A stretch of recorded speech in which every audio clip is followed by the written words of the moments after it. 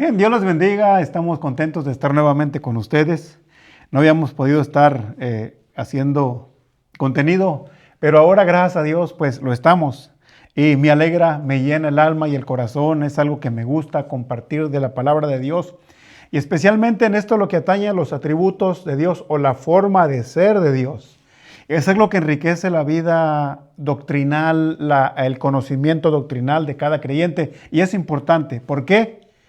Porque esto nos enseña a nosotros, nos lleva a conocer a Dios, al Dios que adoramos, al Dios que servimos, al Dios de las Escrituras, a conocer varias facetas de cómo es nuestro Dios. Y enriquece de una manera grande la vida del creyente, la fundamenta al saber las cosas de cómo es Dios.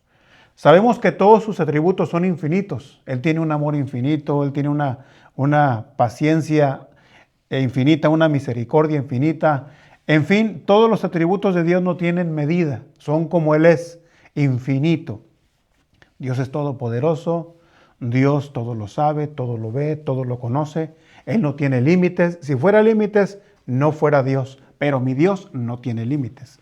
Ahora, lo bonito de esto, de lo que hemos estado hablando a través de esta serie de la justicia de Dios, la doctrina de Dios y todos sus atributos, es que hemos llegado a uno que lo contemplaba desde hace semanas, pero quise dejarlo a lo último en esta serie para poder entender hasta cierta manera que Dios es amor, pero también es fuego consumidor. Nuestro Dios tiene carácter. Y es lo que nosotros quisiéramos a considerar hoy acerca de la justicia de Dios, lo que se conoce como justicia retributiva o restaurativa. Lo primero que nosotros vemos en uno de los salmos que declara esta verdad es el Salmo 103, versículo 6. Dice: Jehová es el que hace justicia y derecho a todos los que padecen violencia. Jehová es el que hace justicia y derecho a todos los que padecen violencia. Aquí lo que vemos es un atributo de Dios, que Él interviene en todo tipo de abuso aquí en la tierra. Y vamos a estar hablando acerca de intervenciones divinas, de cómo Dios en su soberanía ha utilizado varios medios para Él intervenir a través de la historia. Tenemos el testimonio de las Escrituras de un Dios que trae justicia retributiva a aquel que hace lo malo. Por un lado vemos nosotros en Génesis 18:25, estas son palabras que dijo el patriarca Abraham: lejos de ti está el hacer tal cosa, matar al justo con el impío, de modo que el justo y el impío sean tratados de la misma manera. Lejos de ti el juez de toda la tierra, ¿no hará lo que es justo? Bien, lo que vemos nosotros en estas palabras acerca de el patriarca Abraham es que deja claro lo que es la justicia justa de Dios. La frase "el juez de toda la tierra" destaca varios puntos o varias claves. Número uno, la autoridad de Dios. Dios es el supremo juez que tiene la autoridad final sobre todas las cosas y todas las personas. La justicia de Dios. Dios nunca actuará de manera injusta o cruel. Dios no es así, sino que siempre lo hace con justicia en misericordia de la persona que está siendo abusada. La responsabilidad de Dios. Dios tiene la responsabilidad de juzgar al mundo y recompensar a los justos y castigar a los malvados. Es un principio de Dios. Vemos también en Romanos 2:11, hay una frase donde dice que Dios no tiene favoritos. Esa es la Nueva Traducción Viviente. Dios no tiene favoritos. Romanos 2:11. Y me gusta poder aclarar esto. Dios no tiene favoritos en el sentido de personas que conozcan mucho la Escritura o tengan un título. O sean personas que tengan, digamos, un llamado especial como un apóstol, un evangelista, un profeta, un misionero. No, Dios no tiene favoritos en el sentido de que Él actúa con justicia y Él no va a actuar injustamente, sea la persona quien sea que haya hecho incorrectamente. En ese caso no tiene favoritos. Ahora, vamos a ver nosotros el carácter de Dios. Vamos a acercarnos más a este atributo. Dice, no tiene favoritos porque en Dios no hay favoritismo, porque ante Dios todas las personas son absolutamente iguales. Dios juzga imparcialmente, porque no hay excepción de personas para con Dios, porque en Dios no hay excepción de personas. En otras palabras, quien la hace la paga, sin importar algún, algún título que tenga o alguna posición jerárquica dentro de la iglesia. Con Dios no hay favoritismos. Gálatas 6:7 dice, no os engañéis, Dios no puede ser burlado, pues todo lo que el hombre sembrare, eso también segará. La frase Dios no puede ser burlado significa que las acciones y decisiones que tomemos tienen consecuencias. Y no podemos engañar o burlar a Dios en cuanto a estas consecuencias. Lo que sembramos, eso cosecharemos. Y Dios, como juez justo, cumplirá su voluntad en nuestras vidas de acuerdo a nuestras acciones. Por eso hay que pensar bien, ¿verdad? Cómo caminamos nosotros en esta vida. Primero, número uno, porque Dios no hace excepción de personas. Número dos, porque Dios tiene sus ojos como llama de fuego y Él está pendiente a todo. Consideremos nosotros ahora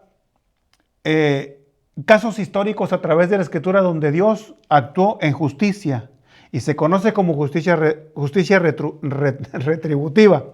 En Éxodo 6 vemos nosotros donde Dios interviene para traer juicio a una nación que fue opresora del pueblo de Dios. Esto es Egipto. Cuando nosotros vemos cómo Dios actuó y qué fue lo que utilizó para hacer justicia a su pueblo, un pueblo que era abusado emocionalmente, físicamente, psicológicamente, era un pueblo muy oprimido, pero Dios es el que hace justicia a todo el que padece violencia.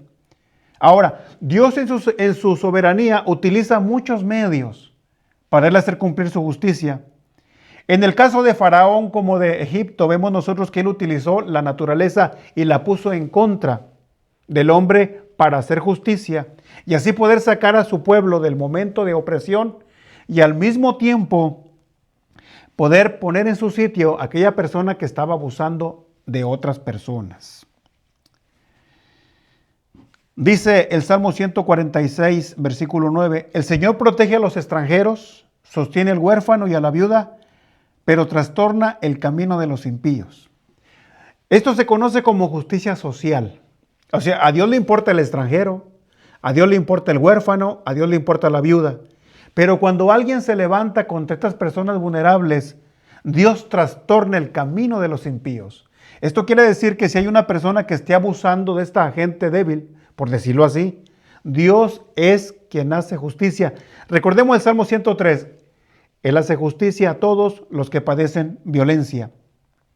Por eso es importante, mi querido hermano, que sin importar dónde estemos, si nosotros somos víctimas de violencia, ya sea doméstica, violencia laboral, violencia social, violencia que venga de la política o eclesiástica, hay que clamar a Dios. Pues Dios no tiene favoritos. Dios se va a mover a tu favor y a mi favor. ¿Cuándo? Cuando nosotros pasamos por momentos de violencia. Yo te digo, Dios actuará. Clama a Él y Él te ayudará. Yo he visto en mi vida personal muchas veces de cómo Dios se ha glorificado. Ahora, dale la oportunidad a Él. ¿Para qué? Para que Él intervenga. No metas tú las manos. Dios es tu juez y es tu defensor. Ven a Él, clama a Él. Estás pasando por abuso en casa, posiblemente nadie sepa. Mi querida dama, mi querido varón, porque hoy el abuso se da entre hombres y mujeres. Yo te digo, Dios no tiene favoritos. Pero lo que sí te digo es que Dios viene a favorecer a la persona que está siendo abusada. Y sin importar qué tipo de abuso sea. Voy a repetirlo otra vez. Hay abuso eclesiástico, hay abuso social, hay abuso laboral y hay abuso doméstico. Dios no está con el abusador, quien quiera que sea.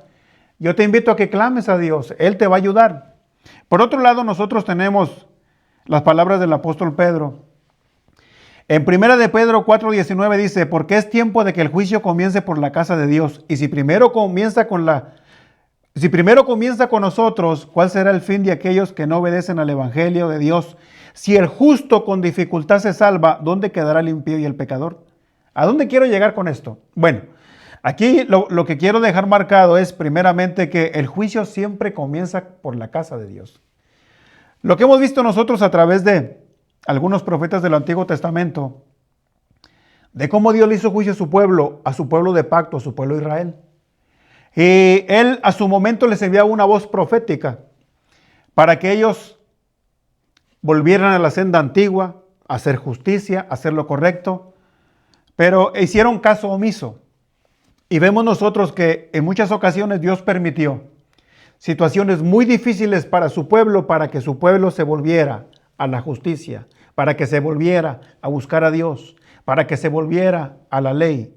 Bueno, no solamente eso sucede en el caso de Israel, eso también sucede en el caso de la iglesia, nosotros, el pueblo de Dios, el cual hemos venido a formar un pacto con Dios por medio de Cristo.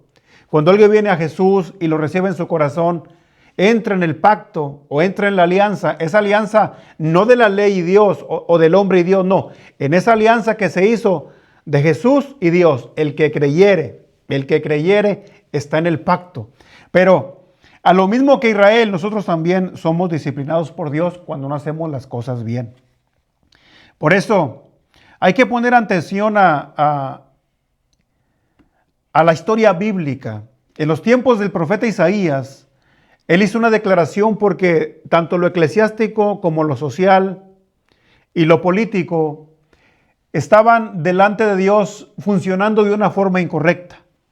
De tal forma que Dios intervino para darles una corrección y Dios permitió que ellos fueran deportados para otra tierra, para que el pueblo voltease a ver a su Dios. Y cuando Dios permitió esto y ellos fueron exiliados, en el exilio ellos voltearon a ver a Dios. Y Dios los regresó nuevamente a Jerusalén, al templo. Muchas veces Dios actúa en su soberanía para disciplinarnos de mil maneras. Por eso, que lo que hablamos de Israel nos sirva como advertencia, porque Dios no tiene favoritos. El juicio comienza con el pueblo de Dios, sirve como una advertencia para aquellos que no obedezcan el evangelio, para que aquellos que no consideran sus caminos. Dios usa el sufrimiento como una forma de purificación y disciplina a sus seguidores para que puedan ser más como Cristo, o sea, entrar en carril y obedecer a Dios. En conclusión,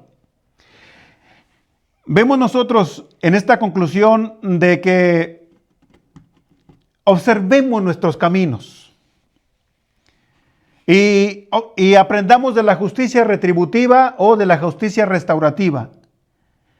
Este es un tema central en la Escritura que nos lleva a nosotros a reflexionar en nuestros caminos y poder hacer las cosas como Dios manda, para que así nosotros no nos expongamos a ningún tipo de juicio de Dios, ya sea un juicio restaurativo, donde Dios nos permita pasar por momentos difíciles para hacer o acomodar nuestros pies en el camino de antes.